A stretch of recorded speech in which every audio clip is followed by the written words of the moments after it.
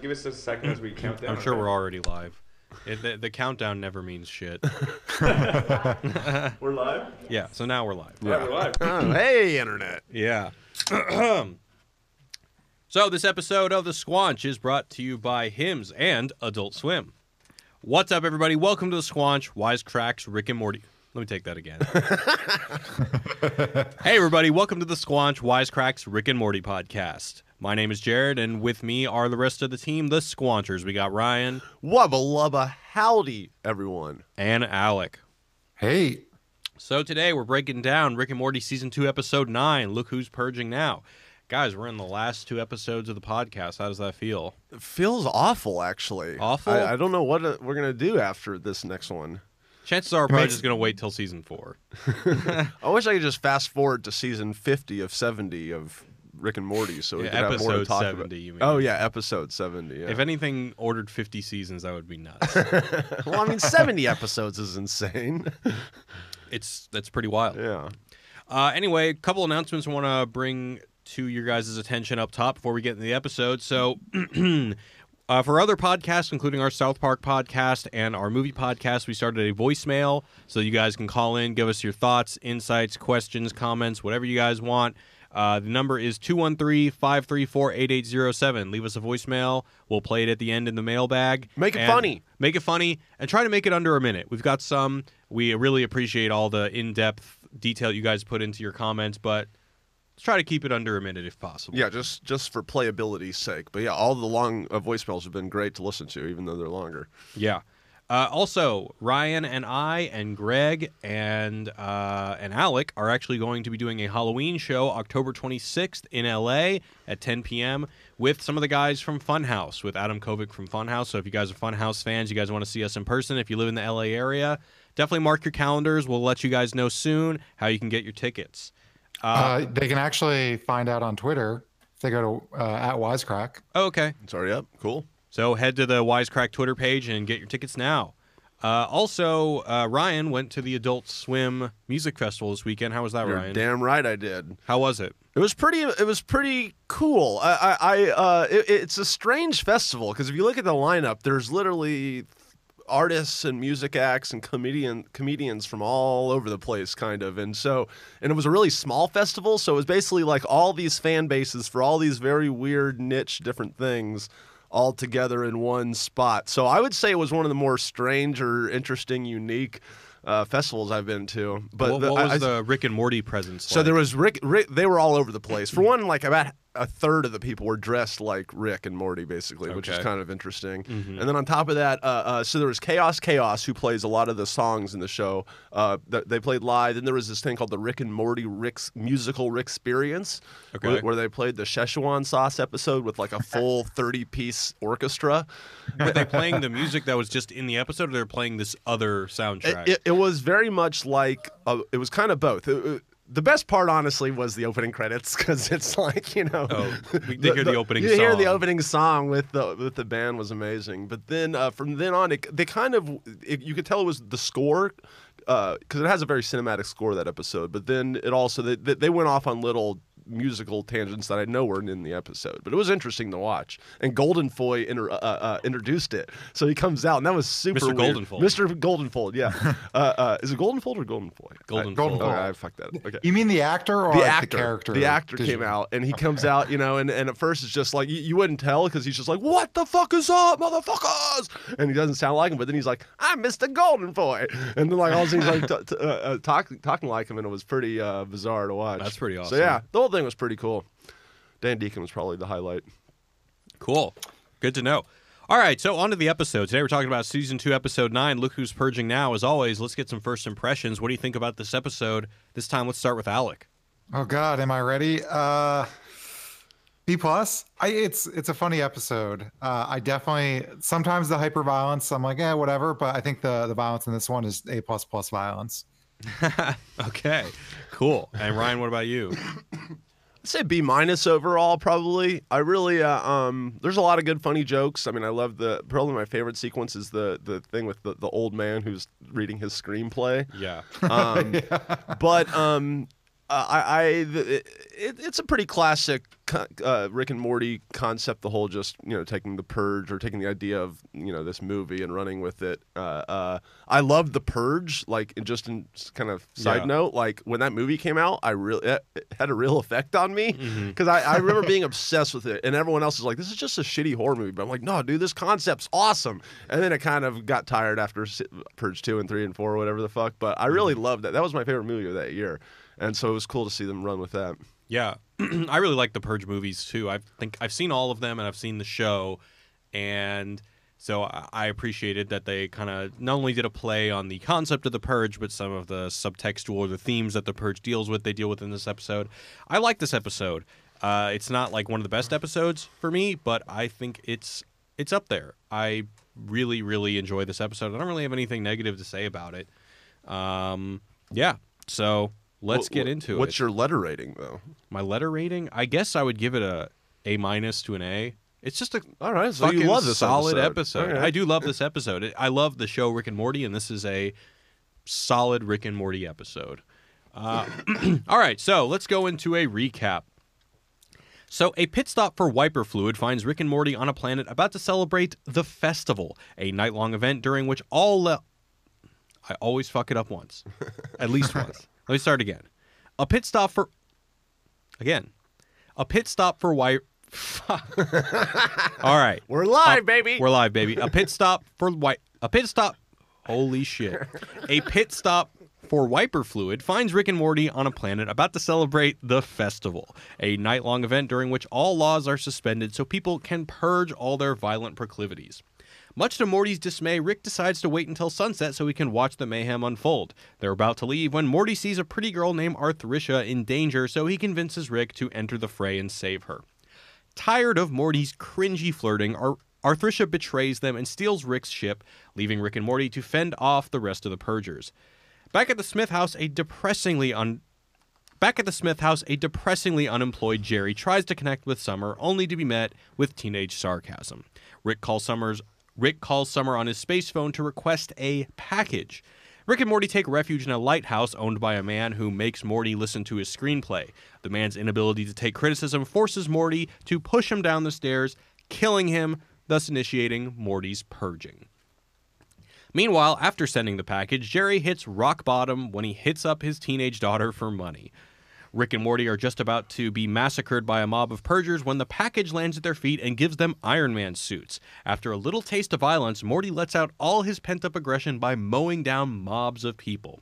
They find Arthricia, and Rick takes her to exact revenge on the rich who have perpetuated the purge in order to maintain power over the poor. Rick and Arthricia make a bloodbath out of the elites and dance in the pools of blood. Morty gets officially rejected by Arthricia. The society, absent their rich overlords, quickly devolves back into needing a purge, and Morty accepts that he has a lot of repressed anger. End of episode. All right, guys, before we move on, I want to give a shout-out to our sponsors over at Hims. So Hims is a new wellness brand for men.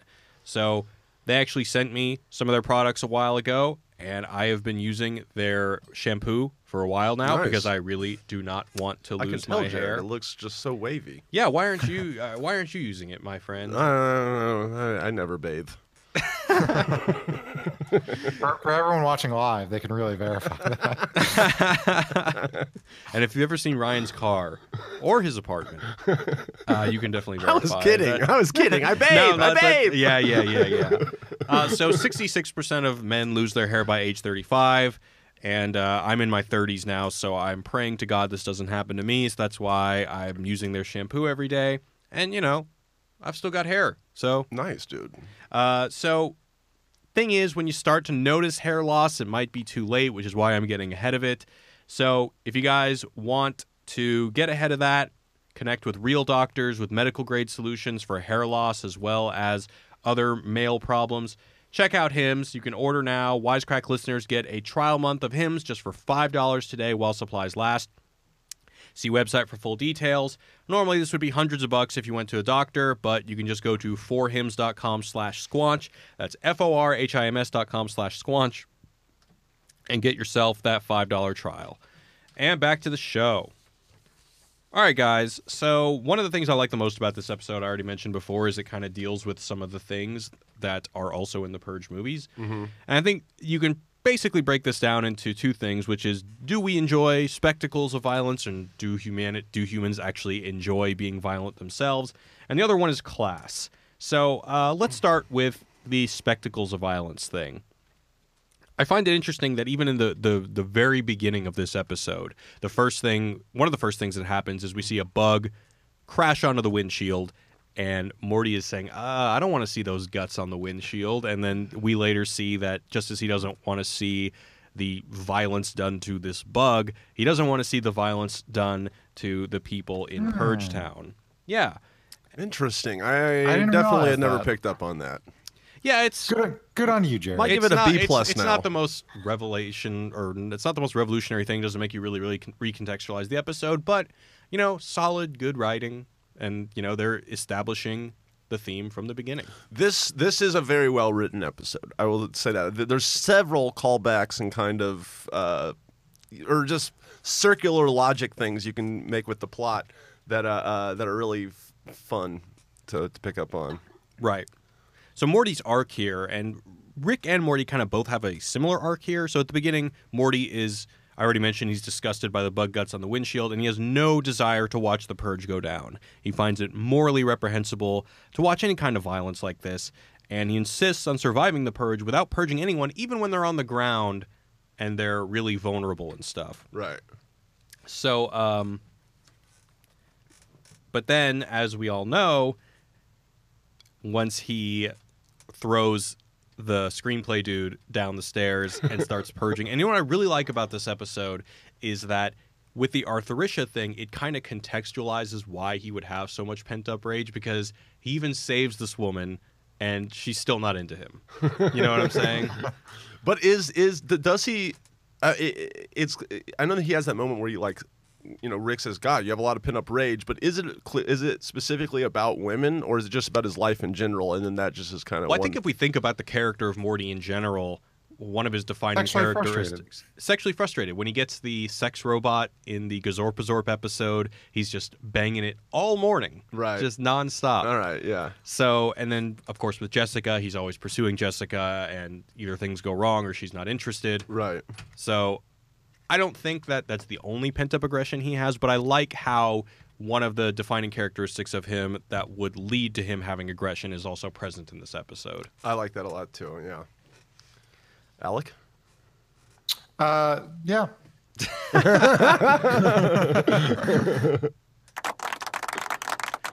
So, Thank you. I try really hard. One thing about this might be the next thing you're talking about, but you had said, do people like this violence, inherently?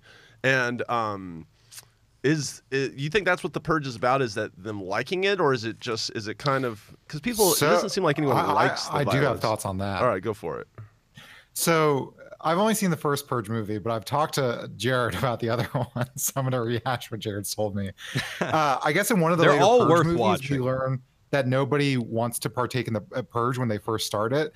So they have to send around cars of people to stir shit up, to kind of psych people up to murder each other. So I do think that's kind of interesting in the purge, that people don't necessarily instinctually want to. So that's what is revealed in The Purge Election Year, which is the newest movie. Mm-hmm. It's that they have to instill the desire to purge. It's actually not an innate animal thing that the movies have suggested thus far. Well, because didn't they just release the first Purge? Like it was called. Oh, I'm sorry. The first Purge. I'm sorry. That's what I meant. The first Purge, not Purge Election Year. Gotcha. Yeah. Okay. Yeah, because I didn't see the first Purge. So that's what happened. Everyone's like, I don't want to fucking do this, and then they. Kind of like what Morty says in the movie. He's like, so how'd the first Purge go down? Were you just kind of like, what? How's this going to solve stuff? And then you just started doing it like cell phones because you're like, those douchebags, I might as well join in. It's so convenient. That's almost verbatim what he says. Yeah, exactly. Well, the thing that I find interesting is that, so we see, I only talked about the way that Morty's dealing with this violence thing, but then, so he says that I don't want to purge, and then he gets a little taste of purging, and then he lets out all of his pent-up aggression, and then he just goes wild. At first, Rick wants to see the violence, but then when he actually sees the brutality of it, he starts barfing. But then when he actually starts killing people when they land, he's like, man, this feels great. And then at the end, we all see in one of my favorite moments of any Rick and Morty episode is them dancing in the pools of blood to the song "It Feels Good." But That's a real song, right? I don't know. Is it? It feels good. It's Yeah, good. I I believe feel like so. I've heard it I before. feel like I have It to. feels. I'm unlocking the powers of Google. Feels good song. But By Tone. oh yeah, well that's what he says when he's dancing. He says, "Oh, the song by Tony, whatever." Oh, I missed that. So the thing that I find interesting. So all right, so we see that in the Purge movies and in this episode, it's suggested that, okay, well, if you purge all of your violent emotions or whatever, then you'll be peaceful for the rest of the time. But then in the Purge movies, it's suggested that that's all nonsense, and this is really just a way for the elite to maintain power over the poor and to purge all the poor people. So basically, they just don't have to give them welfare, essentially. Now, you've seen these movies, so like in the first Purge movie, I'm sorry, not the first Purge, but like in the Purge 1, the original Purge, you can definitely tell those neighbors were getting off on it, like they were bought in full tilt, to the idea of the Purge. So to say it's bullshit, it's like yeah, maybe at the beginning people had to be, it had to be instilled in them, but and they had to learn it, but I still think people are getting off on it later. I think I agree that we see that humanity when they're allowed to be violent, they will. But right. I think the bullshit is that it actually makes a difference and it actually lowers crime. The thing is that the statistics that the new founding fathers in the movie bring up that it lowers crime is really just because they've killed all the poor. So if you kill all the poor, then there's going to be less crime out of desperation. Well, right, but that's what they say in the original Purge too. I mean, yeah. They kind of we're getting rid of all the worst people, and that's what they say. Right. Well, so interestingly, I think to your point, that's the conclusion that this episode comes to, because on the one hand, Arthricia exposes how the Purge is just a way for the rich elite to maintain power, but on the other hand, and I really like this about the episode, it kind of reaffirms the mission statement of the Purge, because when she's killing all the elites, she's screaming obscenities like she's saying, "Suck my dick, fuck you," blah, blah, blah, blah, blah. And then she kills them and dances in the pool of blood. So it is like the Purge movies that say, yes, on the one hand, people really do love violence, but on the other hand, this is just an excuse for, to kick poor people when they're down. This episode comes to a similar balanced argument. Yes. There's also a point, and they say this here, where Rick says, like a metaphorical suit of power armor, about how the rich are able to insulate themselves from the effects of it, which I also think is a big theme in the original Purge movie. The guy whose house kind of gets broken into sells security systems, right? Oh, yeah. Literally a suit of armor. It's a suit of armor around his house. Sorry, what? I said it's a literal suit of armor. It's a suit of armor around his house. Yeah, exactly. But then in the other Purge movies, if you can't afford a fancy security system, then you're kind of left to rot. So I thought it was at the end where they recreate the Purge to begin with. I think it's completely possible. Maybe I'm overanalyzing this. Even if the rich didn't invent this as a way to screw over the poor, they turned it into a thing to screw over the poor. Oh, definitely. Yeah. But I think in the movies we are meant to believe that the new founding fathers are this really evil political party that is doing it just to maintain power. Right. So the cool thing here is that it's not just that the rich pit us against each other. It's also that human beings love violence and love watching violence, and doing both feels good. So it's like classic Rick and Morty cynicism, but at the same time, doing justice to the movie that they're referencing. Well, that's why Can I read a fan comment real quick? Yeah. Go for it. This is from our live stream. Someone said, there are many references to Star Trek episode Return of the Archons, which features a rural community with a purge night called the Festival, and everyone speaks with the New England accent. Oh, wow. Cool. Which well, you're the Star Wars pro, or Star Trek pro. Yeah, I forgot about that, but I did catch on. Rick mentions a non-interference law of space, which is a shout out to the Prime Directive in Star Trek. There was a line that Thank you, Mark, for your comment. Yeah, that's awesome, Mark. There was a line at the beginning of the episode that I thought, because Rick says, and they do this in other planets too. In one place it's called Murder Night, and in another place it's called The Cleansing. And I thought that maybe he was referencing other movies and TV shows that have basically done the same idea as The Purge, but I couldn't actually find anything. There's no movie called Murder Night, and there's no movie called The Cleansing. But There's a movie called Murder Party. Right, but are those references to TV shows? Like, is the name of the Star Trek episode The Cleansing or anything like that? No, the name is something about Archon. Sorry, it's just right here. Return of the Archons. But in the episode, they have a thing called the Festival. Oh, okay, that's awesome. Yeah, I think didn't you say that in season 3? In one of the, I think it was the Morty's Mindbenders, there was a pretty big Star Trek reference. I think obviously all these writers are sci-fi fans, and when you're a sci-fi fan, it's very easy to become a Star Trek fan. I don't remember Morty's Mindbenders, but in the Unity episode, there's the reference to the Borg, which I wasn't there to discuss that, and I was shouting at you as I was listening to it. We mentioned the Borg, didn't we? Sorry, didn't we? But we mentioned the Borg. Yeah, you did. You did. Okay. So what were you yelling at us for? Well, you were just like, I wish Alec were here. And okay. I started shouting. Okay.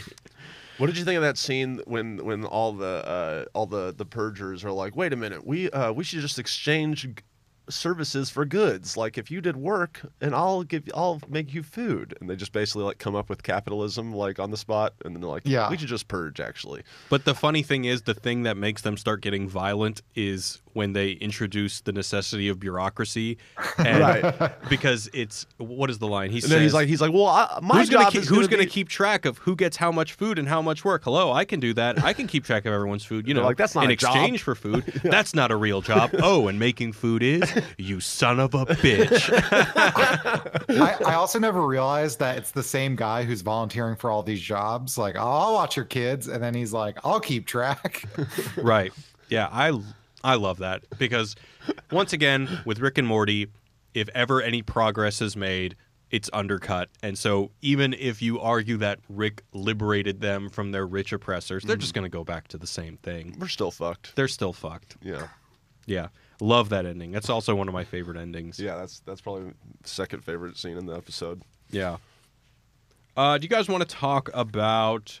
One thing that I saw a lot in this episode is more writing jokes. And obviously there's the guy with the screenplay. But more so than that. And this episode really made me think, like, you know, how many of these writing jokes are people actually getting? Very inside baseball. A lot of inside baseball, but do people like that? Is it a way for people to learn? I'd actually be interested if fans have any ideas here. So, for example, when Morty is hitting on Arthricia, then Rick is saying, so he says like, "Oh, what are you working on your tight 5 for the Comedy Store?" Yeah, I love that line. I didn't get that one. So because you're not from LA, motherfucker.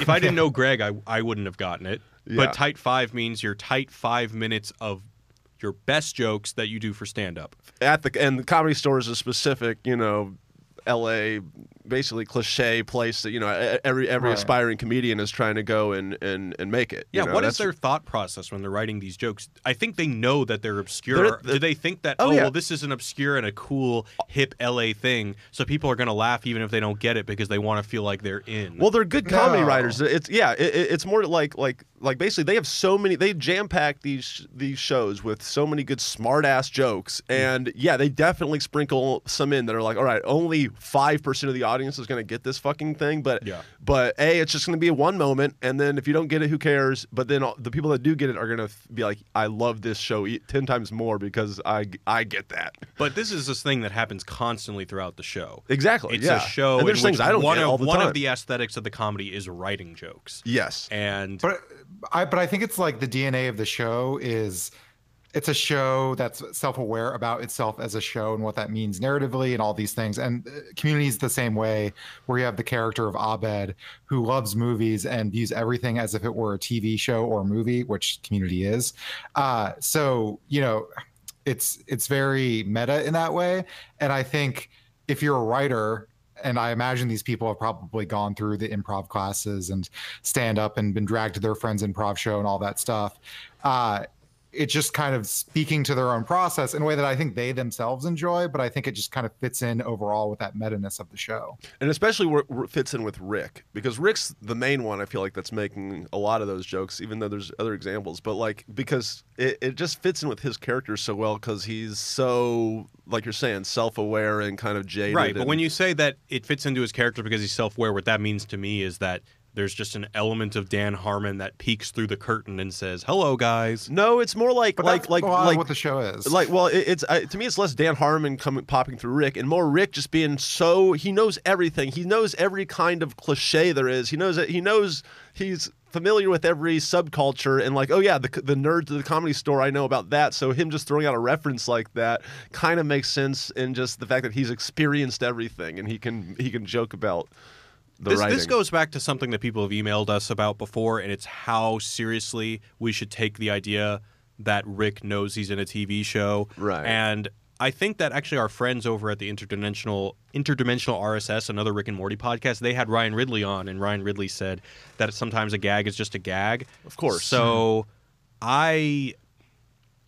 that's why I see it more as Dan Harmon going through the curtain, and less that Rick is just this character that's so intelligent and so meta that he's commenting on the fact that he's in a TV show, and we should contextualize that into how we perceive him as a character with emotions and feelings and arcs. Well, don't get me wrong. I think it's the Dan Harmon thing too. I'm just saying it also works in the way I'm talking about, in the meta way, or I guess in the character way. Okay. Well, let me read another example.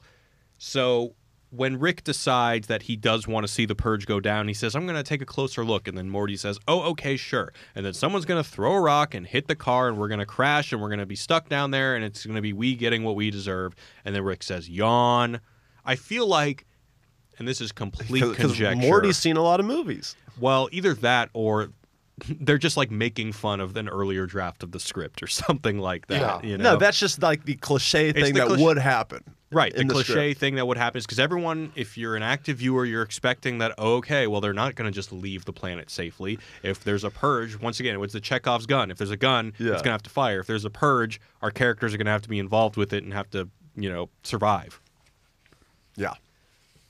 There was a joke I don't think I got until this time watching, was the candy bar one, where Rick refers like, "Oh yeah, remember the candy bar from the first act? The one that has allegedly Purginol in it, but not actually not." Right.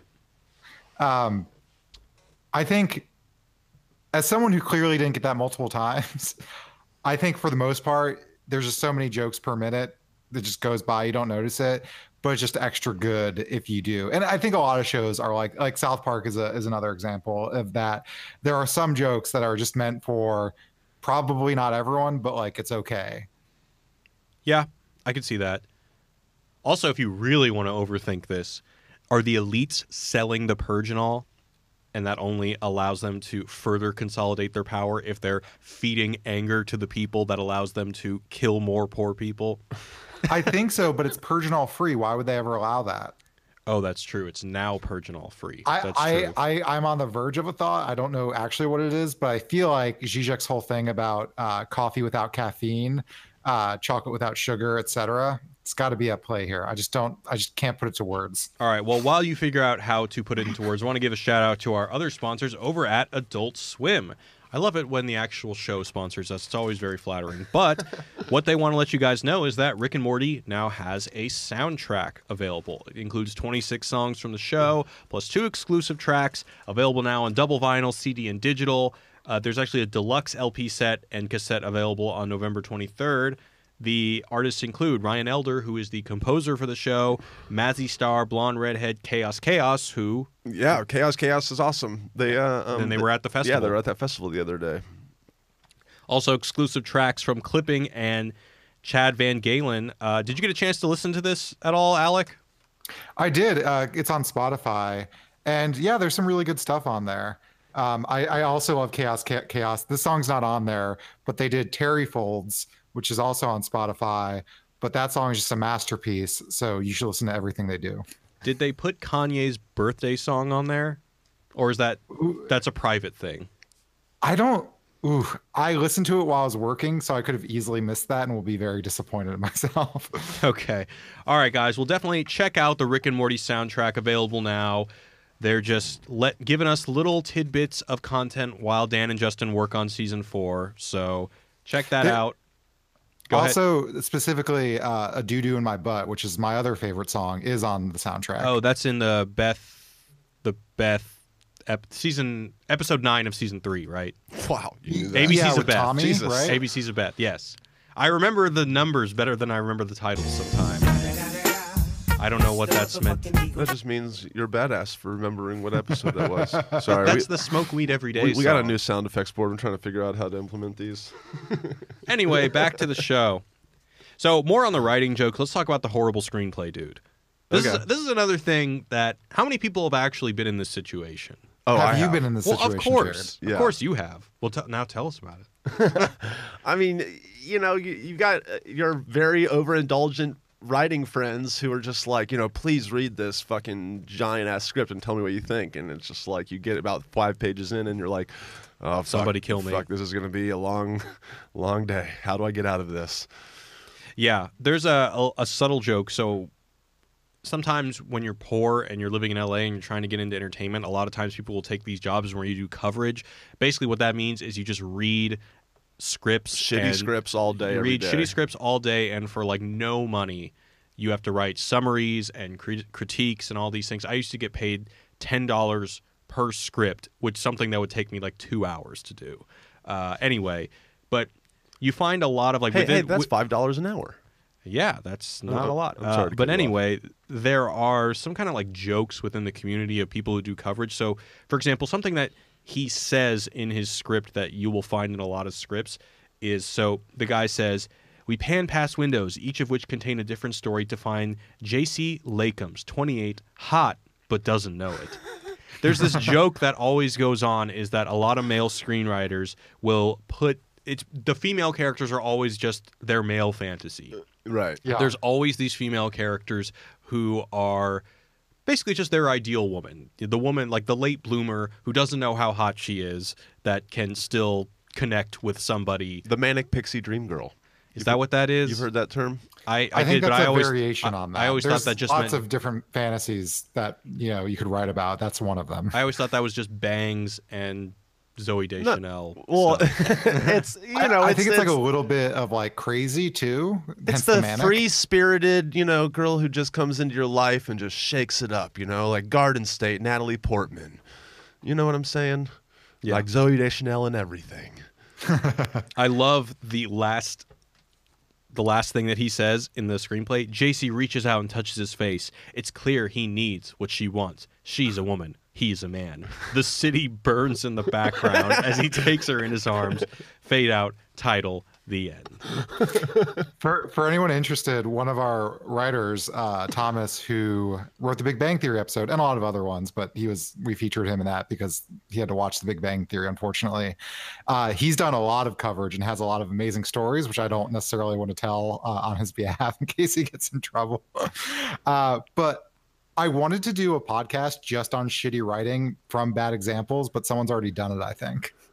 I think that, probably a couple of them. It's, yeah.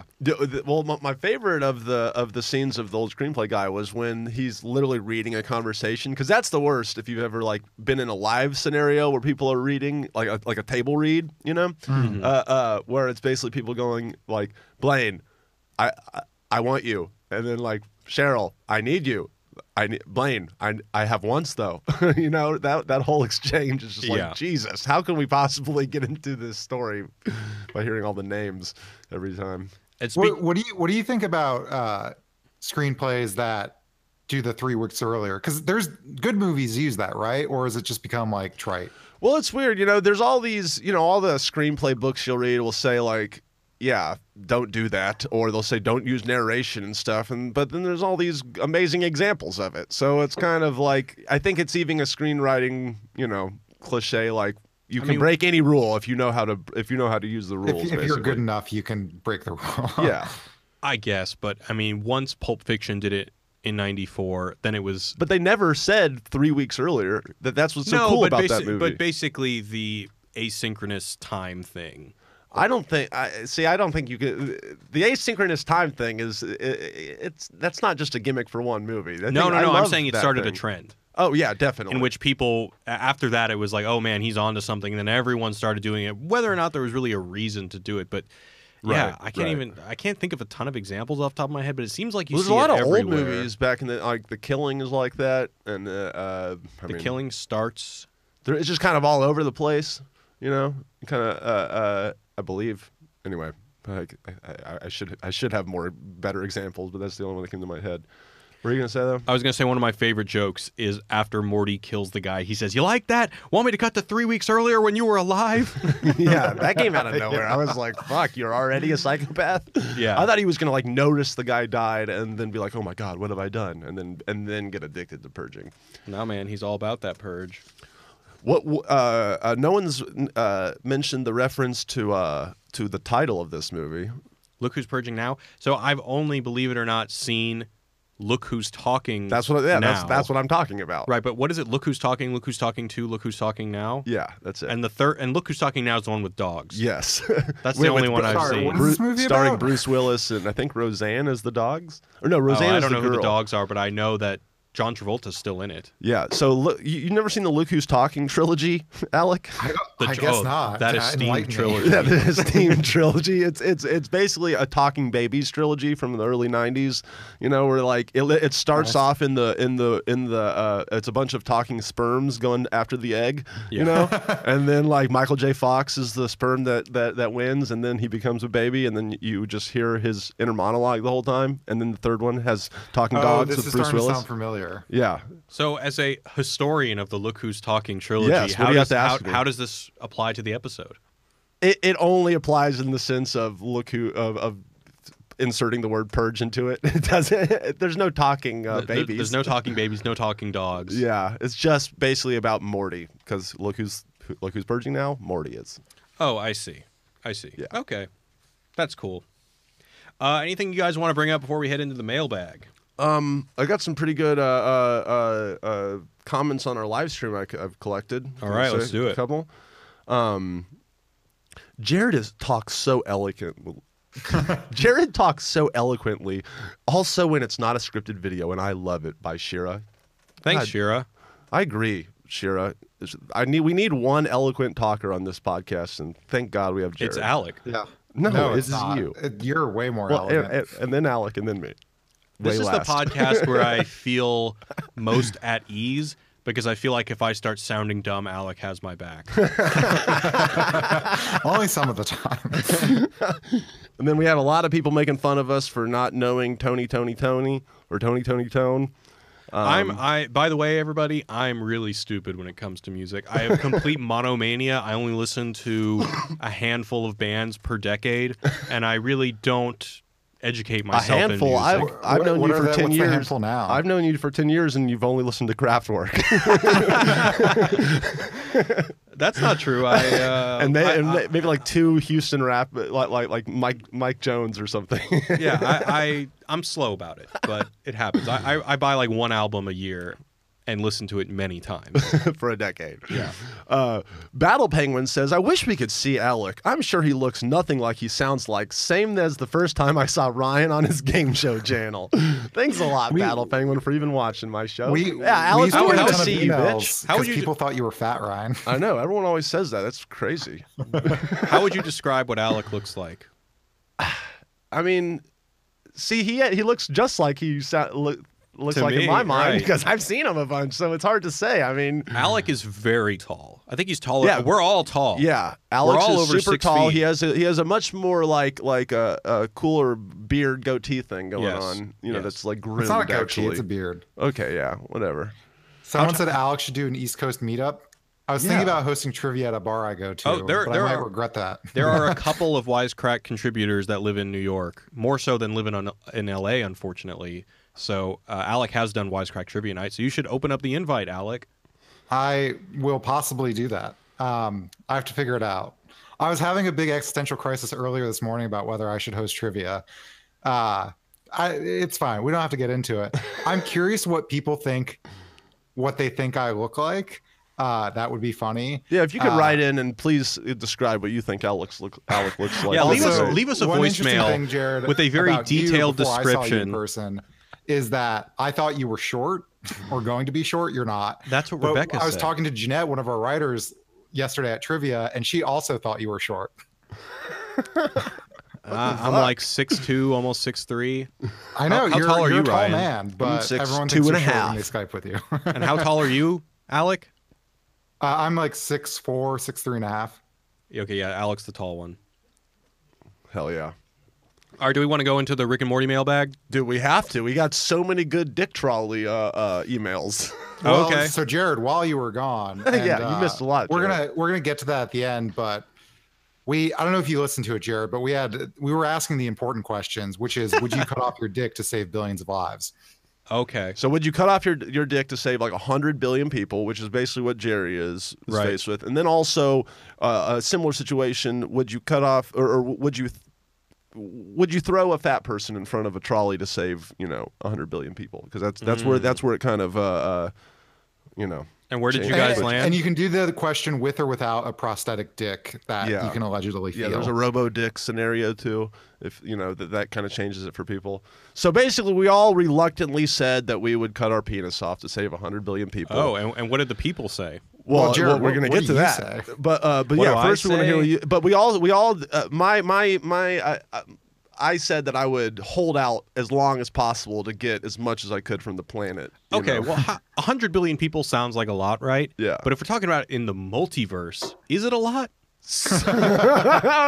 You psychopath, Jared. Justifications.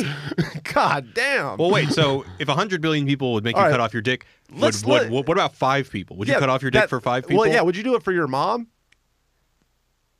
Man, can you ask me a more Freudian question? My mom listens to I'm this. just saying. You're pretending 100 billion people. I'm bringing it down to 1. Here's the question though. Well, but if it's in the multiverse and there are infinite versions of my mom, Okay. can I pick which version of my mom? Still, there is a multiverse though where your mom is getting murdered because you didn't cut off your penis. That But you can there's go to also- sleep at I night. think the mom would want grandchildren though, so she'd be like, "Forget me."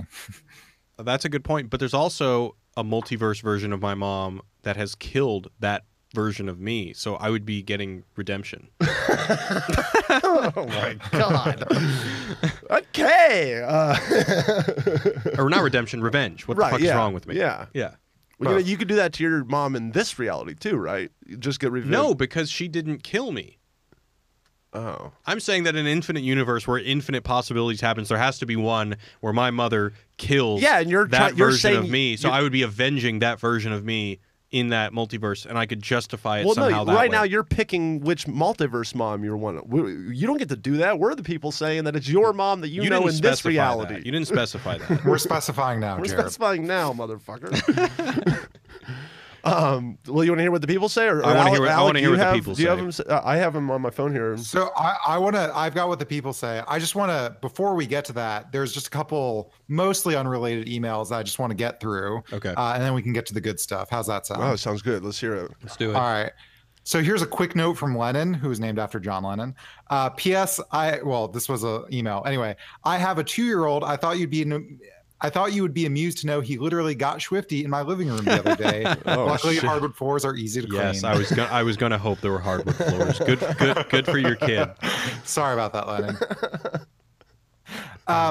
So related to the trolley problem is an email from John who says, I really wanted to write because I wanted to make sure this view was presented to you after saying the trolley problem scenario was unrealistic. But once again, I disagree and believe it is growing more and more realistic as technology evolves. My favorite example of this is the progress made with self-driving cars and whether it's right to put the passengers' lives over pedestrians or vice versa. P.S. On the general cutting, I would hope I would do it to save that many living beings, but I would see myself being pretty hesitant if there was no cyborg replacement. You son of a bitch. Another thing about the dick cutting off thing, I'd have to believe that there's some bargaining that can be done. You know what I'm saying? What do you mean? Like, if I can go to this society and say, look, I'll do it, but you guys got to throw me an insane party. That's what I beforehand. said. I said Okay. I want to be a fucking like I never want to pay taxes. I want to be like a fucking like king of your planet. You got to give me everything. I know, mean, if roll out the red carpet for me, baby. if you I give me want- like a I want month long, royalties. if you give me all a the month, people I saved have to give me just like 1% of their salaries. see, that's not what I'm talking about. I'm talking about if you give me a month-long sex party in which I basically just have all the sex I could ever want that I would ever have in a regular situation in a regular lifetime, then I think that'd be a fair trade. Everyone wins. Oh, then you get your dick cut off at the end of the sex Yes. party. Yes. Oh, okay. I feel like that's a Lars von Trier movie waiting to happen. Oh, Lars, hit me up, man. All right. Well, hold on. I want to talk about the trolley thing. Just to respond to John, I think that's fair, but I think the thing that bothers me about the self-driving cars is that, like, a company, like, if I'm the person that the car's swerving to hit, that is an important question. I'll give you that, John. But it would bother me if a company's deciding it instead of, like, I don't know, the people involved. Well, how would that even work practically? Yeah, I don't mean to stop the car and have a conversation with it. I just mean, like, if like right now self-driving cars are out there. Obviously, there's probably some protocol if that happens, but I'm uncomfortable with, like, a private corporation deciding that. Like if there was, like, a big deliberative body or some sort of democratic process to decide what happens in the situation, I'd be much more okay with that. Okay. Cool. Let's go on to the next one. All right. This is an email from Danny who says, all the Rick and Morty porn names have gotten me thinking about the end of the Tiny Rick episode. Danny's been going way back in our catalog. Specifically, when you see Rick completely naked. Since they have censored the image by pixelating it, we don't get a clear look at Rick's junk, but they were very specific to show the color of his pubes. Do you guys think that the animators actually drew Rick's dick and then censored it? Absolutely. If so, there's a file out there with the canonical appearance of Rick Sanchez's genitalia. What do you all think? Yeah. I really don't know because I don't know how that works animation wise. Well, I know how it works. They definitely put. There's no way to draw that blurry filter. You know, like they definitely animated it and then put a little blurry filter over it. And so you are correct. There is a picture of Rick's dick on a computer somewhere, probably in Korea. And we mentioned if anyone works for Rick and Morty, please leak it to us. It'll be anonymous. Yeah. But in the Unity episode, we discussed that when he is flying with he's in the Uncle Sam, crotchless Uncle Sam costume going into the stadium full of people who look like his dad and a bunch of redheads, you do see a phallus flopping in the wind. It's very subtle, but I think that it may already be out there, guys. I remember us talking about that. Yeah. Yeah. All right. Now it's time for the great genital debate. Yes, please. Proper. Okay. All right. Here's one from Greg.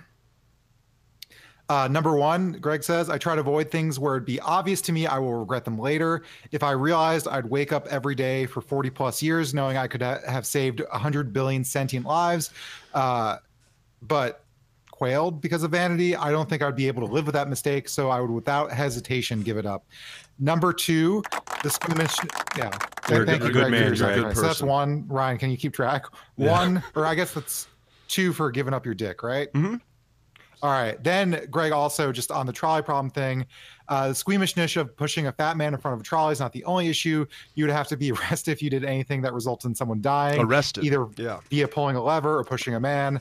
But you have to think pulling a lever plays a lot better in front of a jury than pushing a man to his death. That's a great point, Greg. You may get acquitted if you push the man, but the trial will be that much more harrowing. The entire trial will make you doubt you did the right thing. You would basically go to prison for the rest of your life for saving 100 billion people, right? Well, we're just talking about like, would you push a person, like a large person, in front of a trolley to save, let's say, 5 people? Yeah, and I remember my answer last time was I don't think I could, just because for the moral reason, it just seems like all of a sudden you're complicit in murder, but at the same time with the whole balancing act of it all. But yeah, the idea that at least you have an excuse, because it's like, well, shit, I don't want to go to jail. You know? Yeah, that's what I wouldn't even be thinking about the ethics in my head. I would be thinking about what the likelihood of me going to jail is. Yeah. Yeah. Jared? I mean, if you bring that into it, then yeah, I mean, I don't want to go to prison for the rest of my life. Even if it saves 100, you wouldn't wake up in 10 years going, God, I could have saved 100 billion people, even though I'd be in we're jail. talking about 5 people. Well, now we're talking about 100 billion. 100 billion people. On a train. And you have to kill one fat person. I'd have to believe that those 100 billion people would somehow make my life cool in prison, right? You know what I'm saying? Send you a lot of letters. So you would kill the person. Baskets, but you would kill the guy. Would you be for in a 100 prison billion with people? visits? And if he was really fat, was probably gonna, have early onset diabetes or something like that. Then I don't know, man. Yes. Yeah. See, I wouldn't. You wouldn't. I'd walk. I go. Sorry. 100 billion people. That's more people than actually exist by far. But yeah, it's hard. It's a hard choice. But come on, man. How about you're asking me 99 to billion murder people? somebody? You know, it's not. I might as well just not have been there. You know. Do you feel the same way about the box thing? What's the box thing? It's it's like that really shitty Richard Kelly movie that came out. A guy comes to your door with a box and says, if you press this button, you'll get $1 million. But some random person some dies. random person will die. Yeah, no, I'm not going to do that. Yeah. You know that at every given second, somebody is dying for completely inane and stupid reasons. Like a coconut falls from a tree and he just dies. Yeah, but the coconut didn't choose to do that. You know, if the tree had chose to kill that person with the coconut, that'd be an evil tree. Yeah, Jared, you're essentially just arguing for regular murder at this point. I mean, people die from random murder all the time. I might as well just murder someone. I mean, look, if you were skateboarding near that tree and the velocity of your skateboarding made the wind throw down that coconut, I mean, who's the murderer now? Monster. I'm the monster. Yeah, you're a monster. You're Causality a is the monster. monster. All right. It's like your favorite fucking scene from Benjamin Button. That's true. All right. Who's the next one, Alec? All right, we got an email from EB. Sorry. All right, email from EB. When Rick and Morty are, there's part of this that is the great genital debate. And then there's some extra stuff. So email from EB says, when Rick and Morty are watching Jerry get shot, the reason that they stay behind is because they don't think that what they're watching is happening in the current dimension.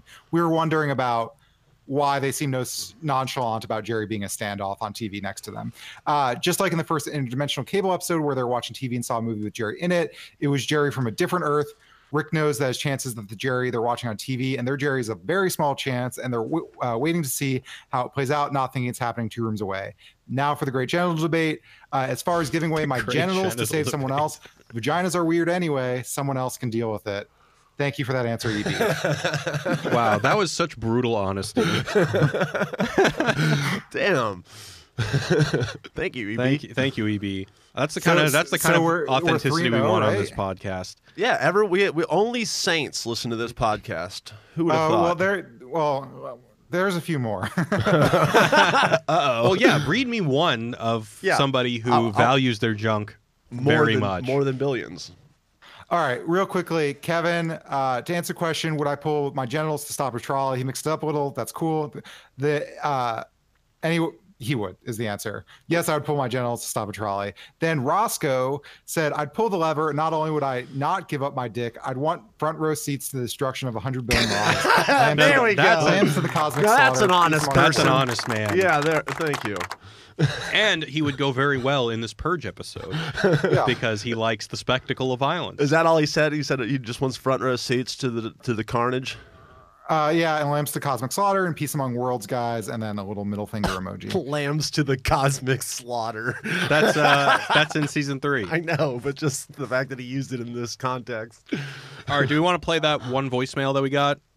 Yeah. Yeah, so we got a voicemail from Brian. So, guys, if you want to leave us thoughts, questions, whatever, the number is, again, 213-534-8807. So let's hear from Brian. So to set up Brian's voicemail, there's that scene in the Unity episode where at the end, Rick's depressed because Unity basically told him off. So then he comes home, and then we had that whole conversation about what the little green or what the little alien man that Rick kills before he tries to commit suicide, what that symbolized.